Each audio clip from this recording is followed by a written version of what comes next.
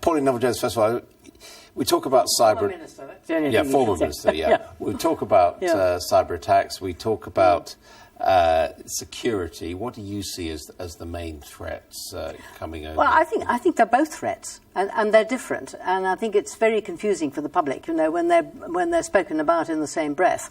I mean, the terrorist threat clearly is the ability of governments, technical and legal, to intercept communications such that they can track people who are out to do us harm. And that's one set of issues. And a lot of the communications in the internet age are now carried on American systems. So there's a jurisdictional issue that we have to try and deal with, which means we have to get agreement between governments. There's also an encryption issue. Cyber security is much more to do with the security of data on your systems and the security of those systems themselves, and that is companies, it's governments, it's you and me, it's your and my finances, which need to be protected against thieves and against people who actually want to disrupt the system and bring it down. And, for instance, cause the lights to go out, because an energy company is attacked. So I think what the governments are saying to each other there is, let us do some gaming, and let us actually see how resilient our systems are against this kind of attack, and we can help each other. The problem is that Pauline Neville-Jones shouldn't talk about the two together, but they are linked on the grounds that... Certainly related, anyway. Yeah, in terms of... if you're giving security services access, you are undermining security, aren't you? They're also conflated, aren't they? Which is deliberately so, I think. Yeah. Well, I mean... One thing that we've learned from the way, for example, that so-called Islamic State have been using the internet is, I suppose, something that the intelligence agencies have known for a very long time, which is that the terrorists and the serious and organised criminals are keen users of technology. They're always looking for ways to innovate. They're very, very smart.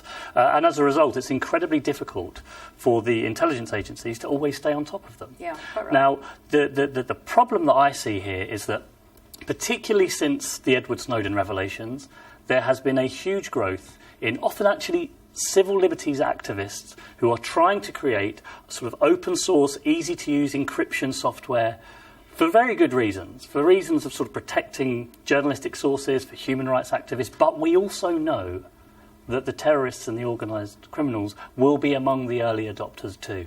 And I think that is what David Cameron was really talking about, that we don't want there to be dark spaces where the intelligence agencies cannot go because the technology is too strong. I agree with that. The problem is, how do you ensure that the intelligence agencies can get everywhere without undermining confidence in all the other reasons we use encryption, without undermining confidence in the internet as a whole?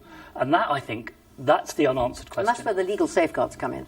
Yeah, and that's where legislation has to be right. Then think that you're hearing about what David Cameron had to say when it came to encryption.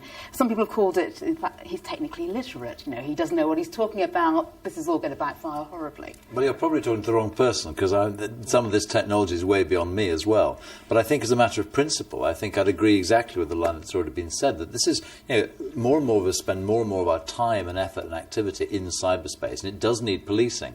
But where are the limits? And so this is less a question about cyber, it's more a question about politics, about policy. And I think we get obsessed by the technical niceties of it, but these policy questions are absolutely key, and the real public needs to get engaged with this. This is not an issue just for the cyber technicians. It's an actual issue for people all about, as we're hearing tonight, about their civil liberties and how we draw that balance. Because at the moment our whole reaction to cyber is unbalanced.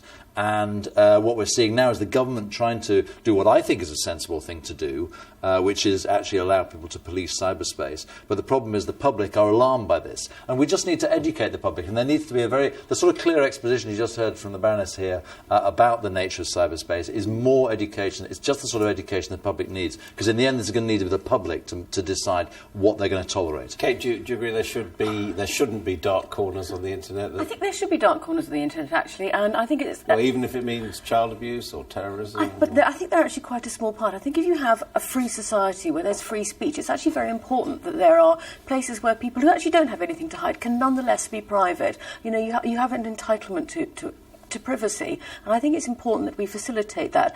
It is, if you like, a penalty we pay for the price of free speech and for freedom, that we also have within our midst people who want to do us harm, who want to say horrible things, who want to cause death and mayhem.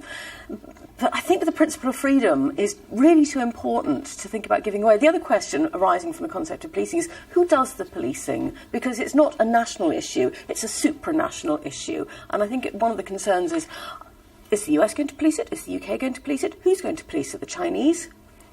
And what about the role of the companies themselves? I mean, the internet, the social media providers, what are their role in this? I feel very strongly that they shouldn't be arms of the state, which is effectively what is being talked about here. They should be... the idea is that they should be keeping an eye out. So when Lee Rigby's killers were apparently talking on Facebook, there was a lot of grief at Facebook about this. And they're like, no, Facebook doesn't have a duty to hand over to the state somebody they think might be doing something dodgy. It's preemptive. And I suppose, probably, Neville-Jones, one answer Yeah. would be, well, if we are going to have a free-for-all, if we're going to allow, which we do, people to generate these enormous amounts of big data, then actually let's have a free-for-all for the security services as possible and actually lift some of the restrictions off what they're doing. Well, I'm not sure I'm in that camp. I mean, I actually do think they have got to have the powers, but I do think they have to have powers which are strictly regulated, and we need the safeguards. I mean, I'm a citizen like any other, and I don't want to see any scope for abuse. I do, on the other hand, want to see them actually have regulated powers of a kind that actually will keep us safe. So I think that the argument that you actually should be entitled to privacy, absolutely. Mm-hmm.